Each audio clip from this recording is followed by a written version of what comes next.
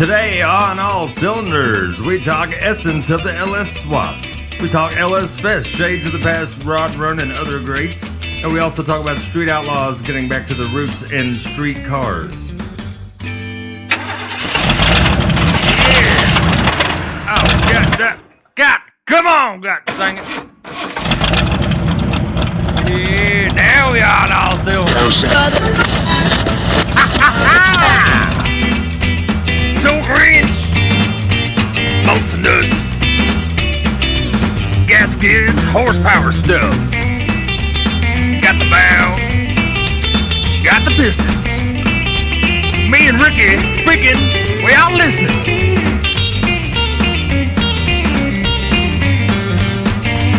Y'all are tuned in to On All Cylinders. How you doing? I'm Glenn, and my esteemed co-host, I'm Ricky D. Mr. Ricky D. Today on All Cylinders, let's just dive right into it. Let's talk about the LS swap. The greatest thing in all of automotive history. I'm a stop the swap guy. Traditionally. And I think there's absolutely a place to where traditional good things need to be there, but I'm LS swap the world. I think everything that is not kept in place by history deserves to be LS swapped. Everything not kept in place by history. Well, like broaden that term. Like, what does that even mean? Well, basically, okay, if you've got a Yenko Camaro, right? Right. And it's a numbers matching car. Okay. That is something that is worth multi-million dollars. So you're talking money over speed. If the dollar value does not coincide with how much it costs to drive the car, then there's no need in having it. Meaning, like if I had a Yenko Camaro, I wouldn't drive it. If I had a 67 Shelby GT Mustang, I wouldn't drive it. No one would, because they're worth $1 million. Right. So when you have something that's like that, then I say absolutely keep it pure, because you're destroying the value of it. You know. However, if you've got an old Fox body Mustang that's laying out in the garage that you just want to go fast in, and you've got a budget that is very narrow. If you take the greatest platform in drag racing history, and I hate to say that, but it's Fox Body Mustang, and you put the cheapest, most powerful producing engine in history, which is the LS motor, put those two together, you've got a combination to go fast. Faster than us growing up ever could have imagined. You know, for literally $10,000, you can run fives in the 8th mile.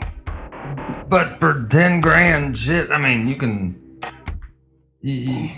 for 10 grand, you can build a pretty decent small block. No, I'm saying for 10 grand, including the cost of the car, the motor, transmission, rear end, fuel system, turbo, LS motor, do all the work yourself, 10 grand. Yeah, you think Rick explain to me how I can build my Fox body Mustang for $10,000? They don't weigh anything. You cut them down to nothing. Suspension parts have been around for them forever. You can buy them cheap. They don't need to be name brand stuff. You do a power glide transmission for little to nothing. Converters are not very expensive for power glide transmissions. You buy eBay turbo, eBay turbo. The average hot rodder is not going to have a 5-second car for 10 grand. Well, there's a big terminology difference. Okay? For me, you have hot rodders. Right. And a hot rodder is somebody much like yourself. Right. You know, like that white truck you're building, man, that's cool. I love it. I think it's awesome. Thank you. It is something that is not intended to be a quote unquote race car. You have no set time, no set ET that you want to run with that. You want to drive around with your family, it look cool, make potato noises, and just be fun to enjoy. But hot rodders like foot brake stuff. We like going to the track. But that's not the number one purpose for it. No, but back in the day they were.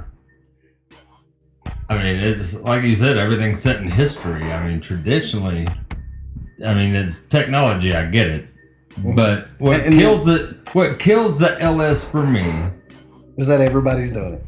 Though, for one, everybody and their mom. Oh, what you got in that LS? Oh, great, awesome, how original, you know. And I get it. Even as a person that is an LS guy, I understand it gets annoying. I get annoyed by it, but I get annoyed by it because in 2000.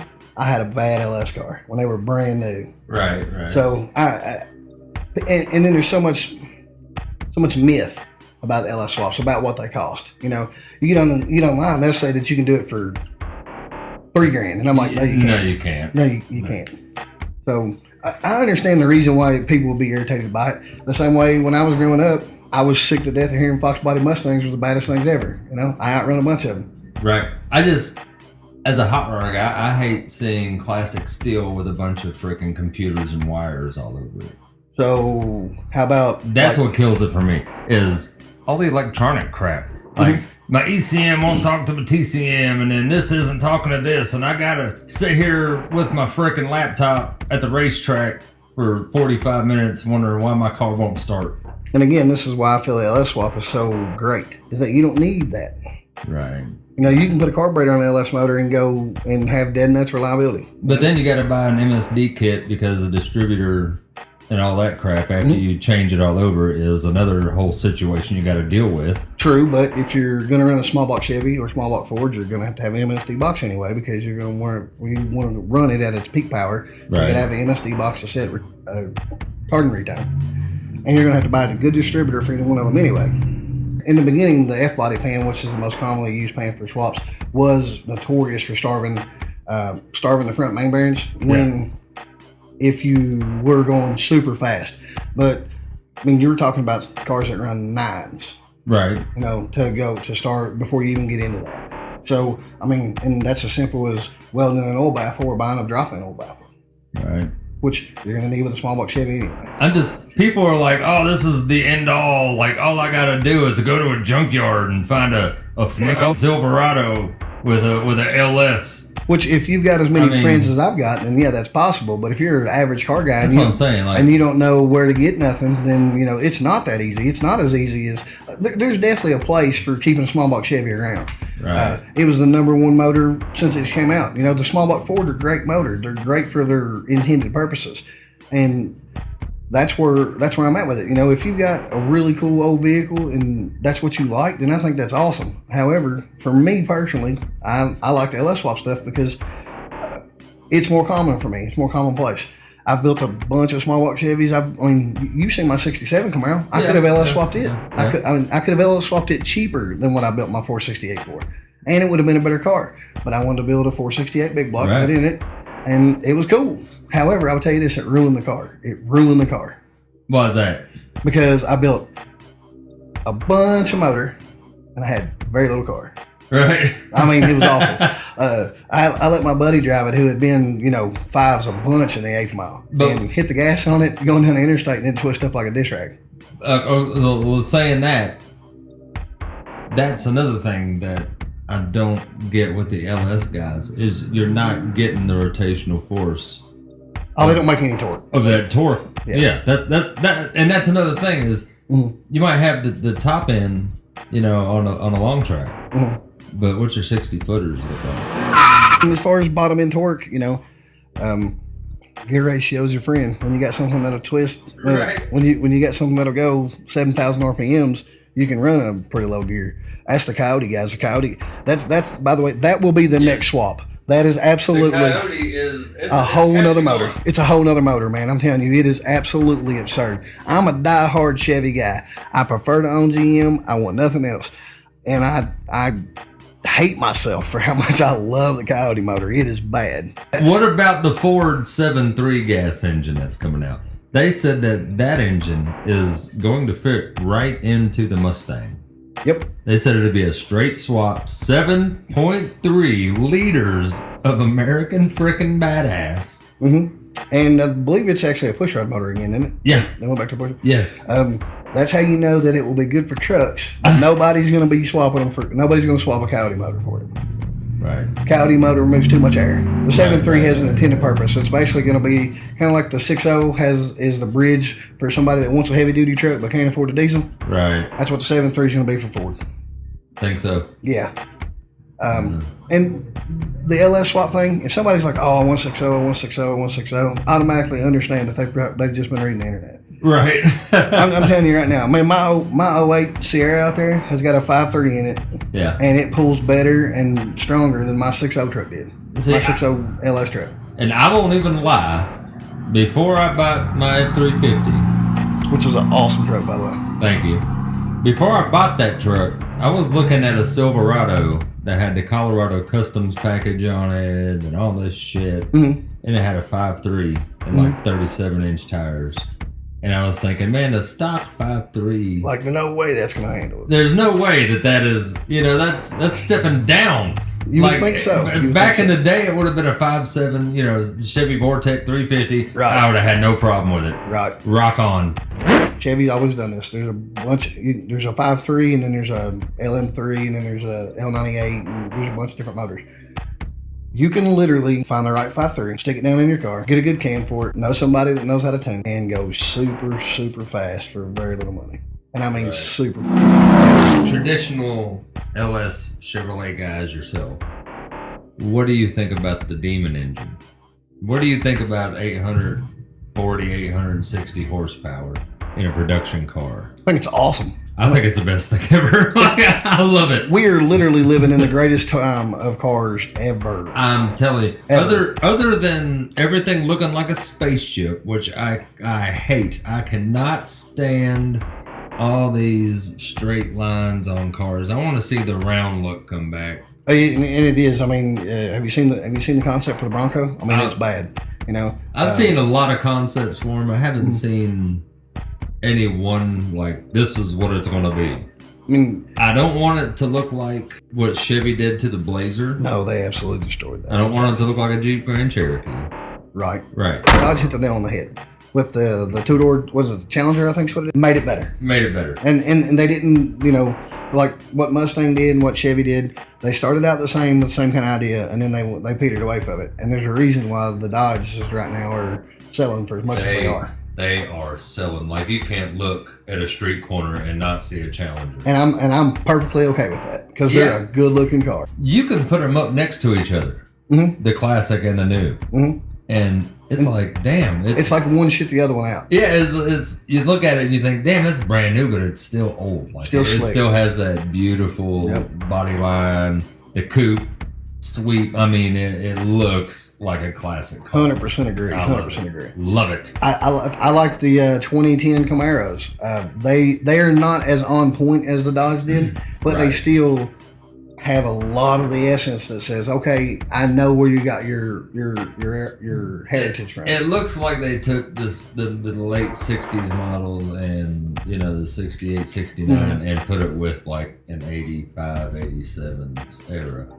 Like skip the 70s totally. And just focused on those two body structures. Until you get the interior. The interior is very, very second gen inspired. The technology that we have, that really makes these cars amazing. In my opinion, we see the what is a street car, what is not a street car battle all the time.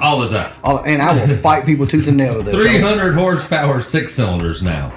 300 horsepower 4-cylinders that you can buy in a Camaro. Right. I mean, it was, the Chevrolet of 1982 was 160 horse choked down 305. Yep. So was the Mustang was the same way. It was awful. Best boat anchors ever. Yes. I mean, it's... And now we can buy... And I've been around for a lot of the evolution of what a street car is and what it ain't. Right. And for me, what divides the two mindsets really is the year 2010. And for that reason is because in 2010, all three of the big three came out with a car that made over 400 horsepower factory. And most of the time, it was to the tire. Right. They had safety features in the car that you did not even have to have a cage in the car till it went 950s. 8-speed transmissions, pretty regular in 2010. Independent suspensions that had 9-inch ring gears in them. Pretty, normal stuff. So you can go out and buy a 2010 Mustang, Challenger, or Camaro. Put a Pro Charger on it, you've got a bad ride. Right. And it takes nothing.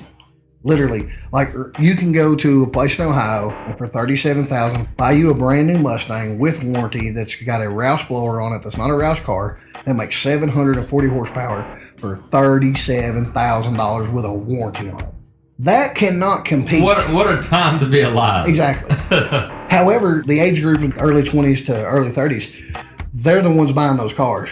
So to them, that's what a street car is. Right. So when they see a car like say mine, that's got one seat in it and it's thumping the ground and stuff. They're like, that's not a street car, that's a race car. And I'm like, you ain't seen a race car, because to me a race car is a sheet metal interior, big tire bracket car.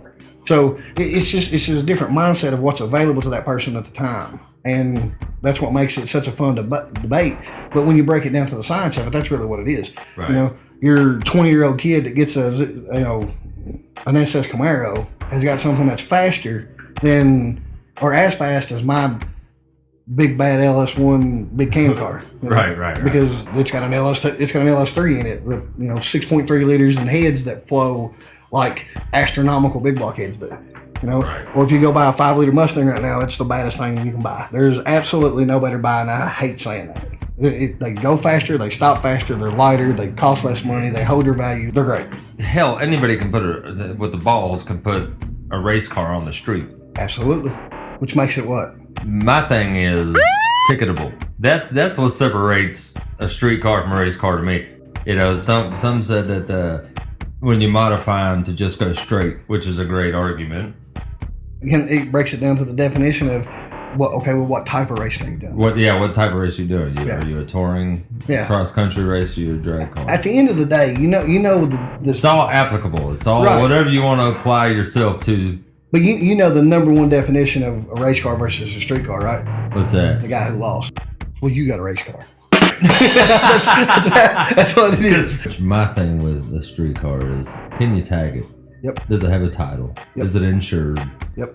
If you drive it, other than speeding and maybe a loud exhaust ticket, what else would you be ticketed for? Absolutely. Do you have restraints? Do you have proper illumination? Mm-hmm. Things of this nature. That's what I'm looking for in a street car. Me too. There's something that you're not going to get pulled over for, other than being too fast or too loud. Right. I'm with you. I'm with you 100%. That's my definition. Mine too. So. Unless I get outrun, then I've got a race car. right. But I mean, proper illumination. I mean, daytime running. That's debatable. Yeah. I don't even need turn signals. I got turn signals on my truck. I don't use them. I mean, is it still legal to put your hand out the window and like give the arm signal for your turn and shit? Probably. I don't even remember what those are. Like a motorcyclist. Yeah. Is that still legal? That's awesome. Oh my gosh, man! Every time I go down any man drive the bypass, I'm like, who do I got to talk to shut down? Because I could call them up and be like, hey, we need to make a race right here on the bypass. Who's in charge? Who's in charge? I want to talk to them right now. Right. And then speaking of the strip, I was looking at some of the fastest 8th mile times. Are you an 8th mile guy or a quarter mile guy? I'm an anywhere fast guy. And it's not even about going fast, it's getting there. Quick. It's crazy to think that a nitrous car just set the record running, I think, 358. Imagine that. It's 660 feet in 3.58 seconds. Do the math on that. How many feet a second are you moving? I don't even know. I can't either. I'm not even going to attempt that. But I mean, you're talking about on a radial tire. That's the thing. On a tire that is technically allowed to be driven on the street. A drag radial. Mickey Thompson's limited drag radial. It's their ET Street Radial or the Radial Pro. It's a steel belted tire, but it's almost like a bispy compound, but it's constructed just like a radial. That's why radial racing, if you watch duck races, is the most popular thing going right now. Basically, if you can 60 foot the same as you do on a bisply, you'll be a 10th faster in the 8th. Huh. It's ridiculous. It's amazing. Like I said, they just went 358 is a nitrous car, which was unreal that a nitrous car specifically can go that fast. Of course, Stevie Fast called it. He was like, give somebody that knows how to tune a nitrous car. Stevie Fast said, give me a nitrous car to run 358s. And he tuned the car that went 358. At their weight. And the nitrous guy's been crying for years that, put more weight on the turbo cars, put more weight on the blower cars. We're nitrous cars. We need help. And it's like, no, you don't. You just need to know how to tune your car. Well, I mean, you got, Jose Gonzalez putting down hits. 352, he had a hit in the 8th mile. Oh, he went 52? Yeah. Wow. I mean, that's pretty damn quick. Well, that's the fastest. That's the fastest. 228 miles an hour, I think it was. Was that on the radial? 225 miles an hour. No, it was on a slick. Okay. It's a door slammer. But I'm just saying it's all of the small tire radio racing I'm talking about, all of them has to be door slammers. It has to be. You're not allowed to run wheelie bars, and it has to be a door slammer. Right. Meaning, even your pro mod, the door has to open. Right. So that's quick, man. it's unreal. I mean, it's unfathomable. That's an insane amount of power. That is literally as fast as fuel cars used to go. Yeah. I mean, it's insane. That's faster than pro stock cars. Right. Like John Force back when he started. Yeah. 7s and a quarter was unreal. Yeah. That was, if you had that speed, you were. Yeah. And literally now you can build a street car to go that fast. Right. And Lord help if you build one that's all-wheel drive. Which I'm telling you right now is coming down the pipe. I wholeheartily believe it. The diesel truck, drag trucks, all-wheel drive. Amazing. Oh my God. Have you been to like a professional diesel drag race? I went down to North Carolina and watched that, and it is. We went down there, and the minimum race weight is 5,000 pounds. They have to weigh 5,000 pounds. And I watched a diesel truck run 490s in the 8th. Damn. And it was unreal. And then I seen one wreck, and I seen why they got to weigh 5,000 pounds. Right. Because it is absolutely terrifying. Oh, I guarantee it hit because the diesel trucks cannot even be at guardrail racetracks anymore. Which I think they should outlaw all guardrail racetracks anyway. They got to have cylinder block or the road barriers, concrete road barrier. Yeah. And watch one of them hit one of them and move that concrete road barrier back 3 foot. Lord, it's insane. Lord, well, a diesel engine's heavy as hell in the first place. Yeah, well, I mean, you can buy a billet diesel block now. There's actually a 12 valve diesel billet block, billet head in a '67 Nova that runs in Radial versus the World down in Valdosta, Georgia.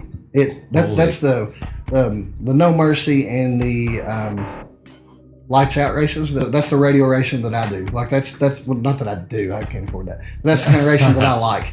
And there's a radial car out there with a diesel in it. I think it went 460s maybe. Damn. Yeah. That's cooking. With a 12 valve. Dang. And guess what? It doesn't do. What? Roll coal. It's all just a vapor. Just vapor. Yeah. I mean, when you're burning that, I mean, nothing escapes. So for all you diesel guys out there that think rolling coal makes you fast, you're wrong. Yeah, it just makes you dirty. Yeah. $50,000 races, $30,000 races, $20,000 races. Mm-hmm. How do you get that money? You know what I mean? Like I see that kind of cash floating around, and I'm thinking, well, you know how many hot rods, like $50,000? Like, let's be real. Okay, it's a lifetime of racing to even get to that point. I'm sure it's. And I'm sure the main one you're talking about is probably No Prep Greens, right? Yeah. Okay. Yeah. Do you know who Little Country is? Justin. Yeah. Didn't he just wreck his car? Yeah. Yeah. And he was racing to get on that show. Right. Okay. He was just trying for a spot on the show. That was $200,000 car. Yeah. All right. And driver error. He admitted driver error. But let's be real. Okay. How many street races have you been to personally and seen a $50,000 pot? Oh, none. None. It's like I'll run you for a bill. I'll run you for 2 bills. The biggest pot that I've seen, like legit, that was on a legit street race, not a no prep situation where it's a racetrack closed down and people were racing. That's a different entity. But the biggest pot I've ever seen, and I was terrified because I knew the people I was surrounded by, was 10 grand. Right. And I was beyond terrified. I knew this was a place I did not need to be in. The average street race goes down for, $100 to $500. And even a $500 street race, $500 paycheck or $500 race is more what a lot of people bring home a week. I think to get back to the original thing that we were talking about, the terminology, I think that's the difference. A hot rodder builds something that they enjoy with their family, and they intend to enjoy it, just having it and spending time with their family with it. I think a drag racer is almost a disease. Don't build you a car thinking that you're going to be a street outlaw. Because I know a lot of them guys, and I promise you right now, you're not. Unless you're already an everyday millionaire, which we talk about. When you're running a 2,000 plus horsepower car, there's no coming back from that. I mean, there's no way of saying, yeah, I've strapped onto a rocket. Let me go ahead and put this moon whistler back in there. And, let me light the fuse on this firecracker. Yeah. Pedal down the track at 110 when I was ripping down at 202 and 230, whatever. That's the biggest difference between a businessman and a racer, though. What? Sean's a businessman. Right. Daddy Dave's a racer. Longevity versus... Yep. The reason that Street Outlaws got so popular is that it was something that the average person could really do. Yeah, the first Crow, I mean, that's a car that you could build in your garage. Absolutely. I could build it in my garage. Absolutely. I mean, he built it in his garage. Yep. And so was everything else they had there. I mean, right. Chuck's car was a small block Chevy. Right. The only thing that had turbos on it then was the Motor Nova. But I mean, I remember the Motor Nova when it was a big block nitrous car. Right. Before they had a TV show. Right. And what Sean is saying, I think, is that in order to keep the longevity of the show, is that there has to be a fine balance between extreme and, hey, this is still doable. Right. Because you have to be relatable to people. That's where I was thinking, is they were losing touch with the fan base because they were getting too. When you start putting $50,000 race motors, into your car, you're no longer associated with the average, shade tree mechanic. Absolutely. And in that article, Ryan Martin was talking about upgrading from his 481X Stage 2 to a 481X Stage 3. Let me give you an idea. Proline Racing makes the 481X. Right. The base motor is $70,000. The base motor. Right. All right. And then the turbos he's got on that car, $6,000 a piece. Oh, yeah. Guaranteed. The fuel system for that car is $30,000. They're not no fun. eBay twin Hanoi boy. No spinners. I mean, they're not the Chinese choo-choo boys. That's for sure. yeah. I mean, they're not. No doubt. And that's. I'll be honest with you. I think that's why the Memphis Street Outlaws is going to be doing as good. I mean, they have regular plain Jane cars by regular plain Jane people, and they wreck their shit, and they hate it, and it's sad, and they go back to trying to do whatever they got to do to rebuild something. It is absolutely the layman's man's kind of racing. There's a Christian-based racing team out of Western Kentucky that's raced on that show 3 or 4 times. Right. And you know what they do for a living? They're truck drivers. They have a normal 9-to-5 job, and they sacrifice to have their cars to go still really fast. I think that's something that people has got out of touch with. Everybody thinks you need a 9-second car. A 9-second car is brutally fast. I mean, it's unbelievably fast. My 11-second car will scare people to death. Yeah. So the internet has hurt us. There's no more people now building 9-second cars than there ever was before. Just now there's a platform where everybody can see it. A couple local shows if you're local to our area here. Which, if you don't know where we're at, we are in Mount Sterling, Kentucky. Yeah, we're in this area of the country. Fields and Wheels of Fire. That's over in Owensville. It's usually at the I-64 Motorplex. Okay. And that is done by the Owensville Fire Department. Chris Coker, he's a really good guy. But it's a big show. It's a good show. So you definitely want to go to that one. The Ticktown show. Ticktown? Yeah, out in Jeffersonville, that little car show they do out there at the park. Okay. Man, I went there this year and I was baffled by the quality of cars. I mean, baffled. And every first Friday through the summertime here in Mount Sterling, the First Friday Car Show and Cruise-In. And we have the Great American 4x4 Truck Show and Cruise-In July here in Mount Sterling. If you have a show, if you're a sponsor of a show, send us your information on All Cylinders. Mention it in the podcast. Thanks for listening. Thanks to Ricky D. I really enjoyed it. It's a lot of fun. We'll see you next time on All Cylinders.